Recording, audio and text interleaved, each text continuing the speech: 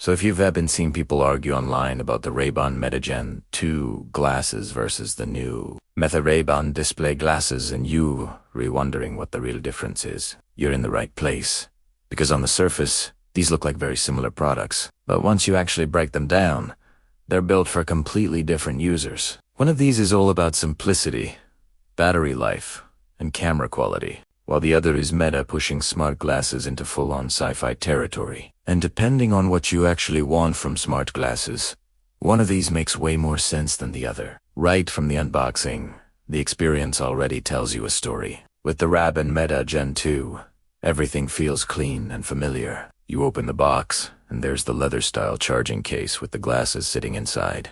Plus the usual paperwork and a microfiber cloth. Nothing flashy, nothing experimental. It feels like you're buying a premium pair of Ray-Bans that just happen to be smart. Meta clearly wants these to feel approachable, like something you could wear every single day without thinking twice about it. Now the Meta Ray-Ban display glasses feel different immediately. First of all, the glasses themselves look and feel chunky. And that's because there's actual display hardware built directly into the lens. In the box, you still get the basics, but the charging case is redesigned so it folds completely flat, which is a nice touch for travel. But the real moment where you realize this is not a normal product is when you see the extra box with the neural wristband inside. This isn't an accessory. It's a core part of how these glasses work. When it comes to design and comfort, the Gen 2 glasses definitely play it safer. They stick closely to classic Ray-Ban styling with multiple frame designs and color options. They weigh around 52 grams, which means after a while,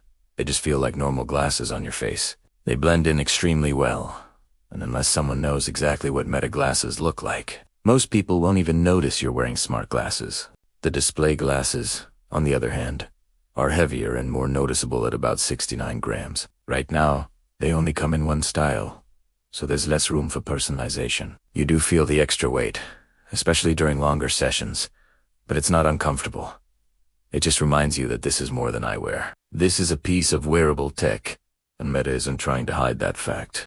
Now let's talk about cameras, because this part might surprise a lot of people. Both glasses use the same 1-megapixel ultra-wide camera built into the frame, but when it comes to video recording, the cheaper Gen 2 Actor G-Wing. The Ray-Ban Meta Gen 2 can shoot up to 3000 video at 30 frames per second, or 108p at 60 frames per second. And it even supports slow motion and hyperlapse recording. That makes it much more flexible if you're someone who wants to capture content on the go. The Meta Ray-Ban display glasses are limited to 108p at 30 frames per second, with no slow motion or hyperlapse at all. That doesn't mean the video looks bad, but it does mean that if camera quality is your top priority, the Gen 2 is clearly the better option. And no matter which one you choose, just remember that everything is locked to vertical video. There's no way to switch to landscape, which is still one of the biggest limitations of Meta smart glasses overall. Audio performance is mostly the same between the two. Both models use open-ear speakers,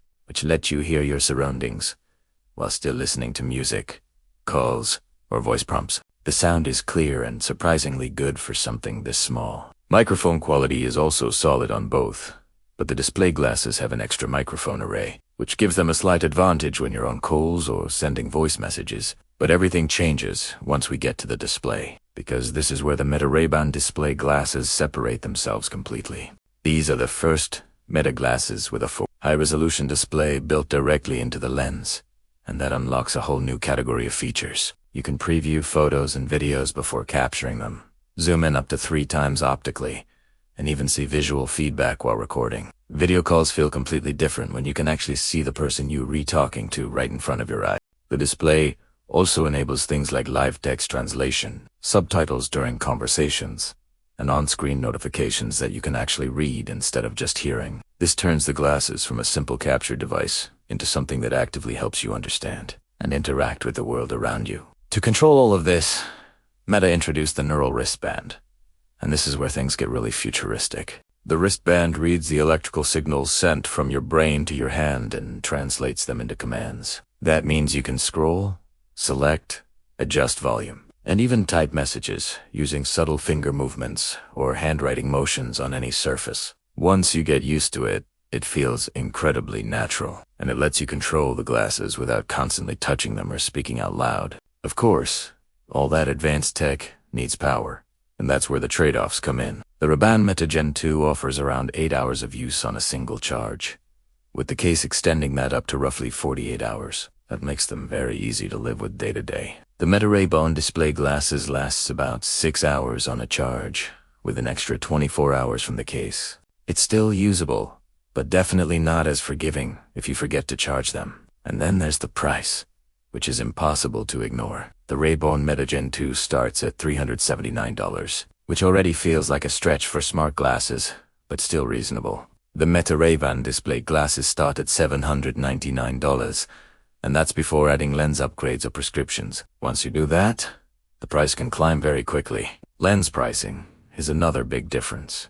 With the Gen 2, you can save a lot of money by using third-party prescription lenses, which are cheaper and offer more customization. With the display glasses, you're locked into Meta's prescription options, and they only support a limited prescription range. That alone could be a deal breaker for some people. There are also smaller details that matter more than you'd think.